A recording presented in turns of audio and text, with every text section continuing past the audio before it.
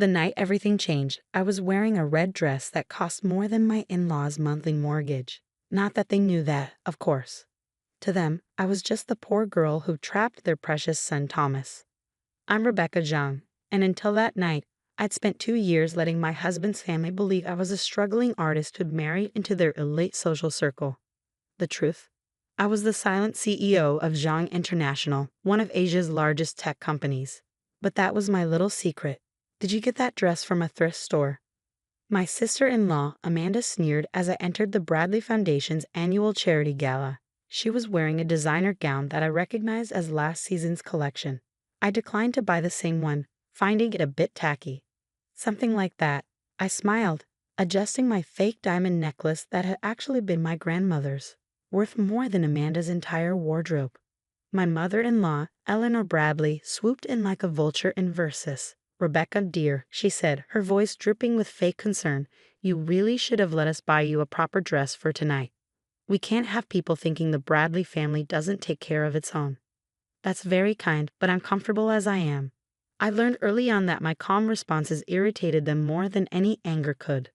The Bradley family had old money, or what passed for old money in their minds. Their company, Bradley Investments, managed a modest portfolio worth about $50 million. They lived well, but nothing compared to the billions my family's company was worth. Not that I cared about money, but the irony of their constant jabs about my poverty never failed to amuse me. I saw my husband Thomas across the room, chatting with potential investors.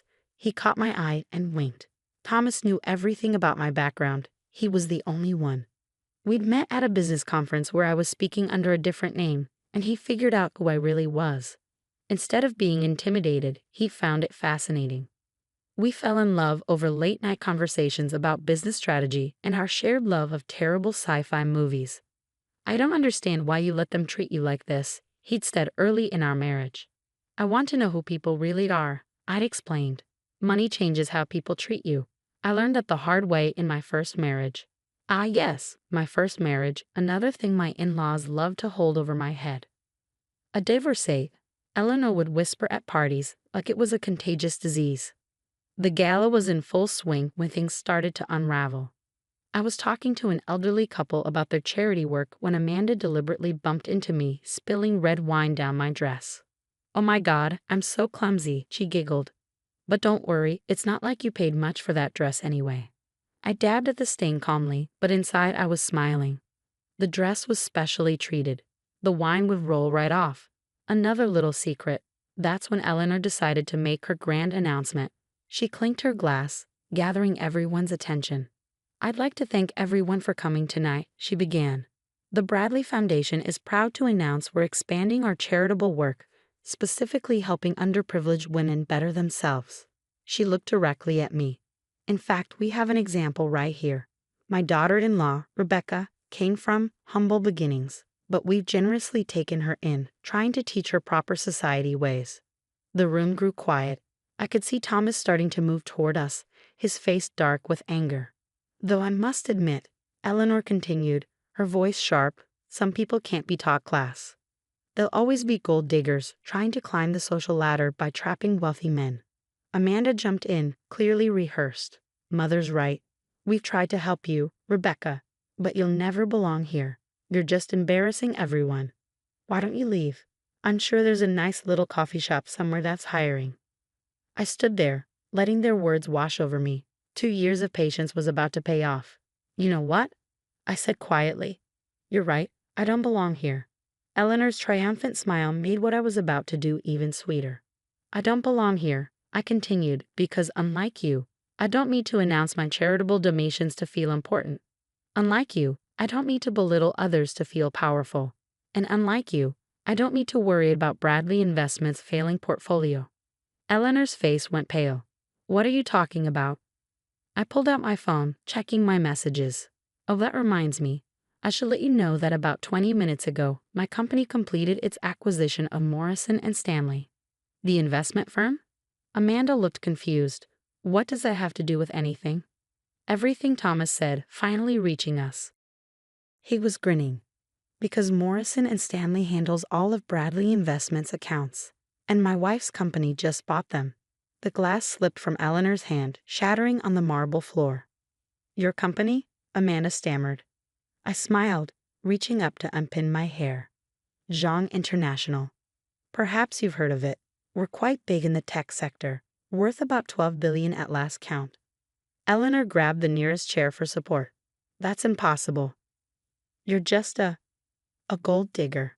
I finished for her. "A poor artist?" Amazing what people assume when they're too busy looking down their noses to see what's right in front of them. But this was just the beginning. What happened next would change the Bradley family forever. The silence that followed my revelation was deafening. You could practically hear the wheels turning in Eleanor's head as she calculated just how badly she'd miscalculated. "Even if what you're saying is true," she finally managed, her voice shaking, "Bradley Investments is still independent. You can't touch us." I pulled up another message on my phone. "About that. Thomas, darling, what time is it?" My husband checked his watch with theatrical flair. 9:45 p.m. Perfect. That means the papers have just been filed. "You see, Eleanor, Bradley Investments has been in trouble for a while. Your expansion into real estate last year was ill-advised. Your company's been hemorrhaging money, forcing you to take out high-interest loans just to maintain appearances." Amanda's face went from pale to green. "How do you know about that?" "Those records are private." "Nothing's private when you own the bank," I said softly. "As of 9 o'clock tonight, Zhang International owns every loan Bradley Investments took out. We also own this building, by the way. Bought it last week." Eleanor swayed on her feet. "This building belongs to the Bradley Foundation." "Belong," Thomas corrected. "The foundation's board voted to sell it due to financial constraints. It just didn't tell you yet. Probably because you've been too busy planning how to humiliate my wife to attend the last 3 board meetings." The crowd around us had grown larger, society's elite watching the drama unfold like a tennis match. I could see phones recording discreetly. This would be all over social media by morning. "You can't do this," Eleanor whispered. "We're family." "Family?" I let out a small laugh. "Let's talk about family, Eleanor. For 2 years you've called me a gold digger at every opportunity. You've sabotaged my charity work, spread rumors about my past, and even tried to set Thomas up with other women. Tonight you deliberately tried to humiliate me in front of everyone who matters in this city's philanthropic circle. Is that how family treats family?" Amanda stepped forward, desperation in her eyes. "We can work something out. Daddy will talk to you. He always knows how to fix things." "Your father already knows," Thomas interjected. "Who do you think approved the sale? He's known about Rebecca's identity for months. He was trying to warn you both to change your behavior, but you wouldn't listen." Eleanor's face contorted with rage. "Richard would never go behind my back like that." "Actually, Eleanor, I would." Richard Bradley, Thomas's father, emerged from the crowd. He looked tired but determined. "I've spent years watching you and Amanda turn into this, using money as a weapon, thinking wealth makes you better than others. When Thomas told me the truth about Rebecca, I saw an opportunity to finally teach you both a lesson." "Daddy," Amanda wailed. "How could you?" "Easily," Richard said firmly. "Rebecca's company isn't just buying our assets, they're going to restructure everything. The Bradley Foundation will continue its charitable work, but under new leadership. Leadership that understands what true philanthropy means." I stepped forward, my voice gentle but firm. "Starting tomorrow, the foundation will focus on educational opportunities for underprivileged women. Real help, not photo ops. Eleanor, you and Amanda have a choice to make." "A choice?" Eleanor spat. "Yes. You can stay on as regular employees, learning how to actually help people. Or you can leave with your personal assets, which, I should mention, are significantly less than you think they are." Thomas and his father have already agreed to this arrangement. The whispers in the crowd grew louder. Eleanor Bradley, society queen, being offered a regular job by her poor daughter-in-law? It was delicious scandal. "This is ridiculous," Amanda shrieked. "Mother, tell them they can't do this." But Eleanor's rage had turned to something else. Fear. She'd finally realized just how completely her world had changed. "Why?" she whispered.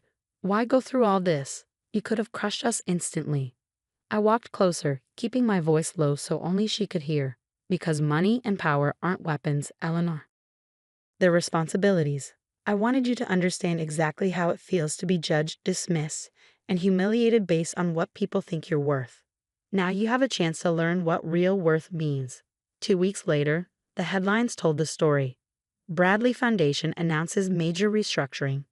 New focus on women's education. Eleanor and Amanda chose to stay, though it wasn't easy. Eleanor works in program development now, and recently confessed she's finally finding real purpose in her life. Amanda's running our outreach program, and last week she apologized to me for the first time. Thomas and I still attend charity galas, but they're different now. No more power plays or social climbing. We focus on actual change, actual help for people who need it. I still wear that red dress sometimes, wine stain and all, to remind myself and others that true worth isn't in what you wear or what you own. It's in how you treat people. Richard retired but serves on our board, proudly watching his son and daughter-in-law build something meaningful. The other night, at a small family dinner, Eleanor asked me to help her understand more about impact investing. I want to do better, she said quietly. I want to be better. And that, more than any revenge, was the victory I've been hoping for all along. Sometimes at night, Thomas asks me if I miss being the secret billionaire. I just smile and show him the latest reports from our education programs. Hundreds of women getting chances they never thought they'd have. Why miss it? I tell him, this is a much better story.